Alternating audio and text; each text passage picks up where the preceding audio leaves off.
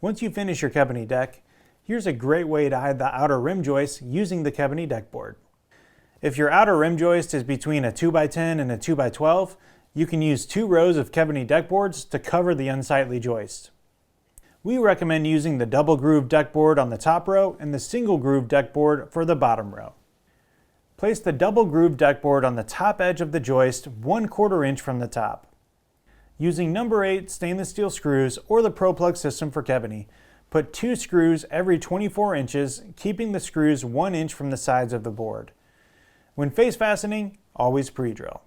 Place the single groove board 1/4 inch below the double groove board with the groove facing up and repeat the process. For more installation guidelines and steps, you can go to our website or video channels. If you haven't already, you can order Kebony decking and fasteners direct from Kebony online. Enjoy your new deck!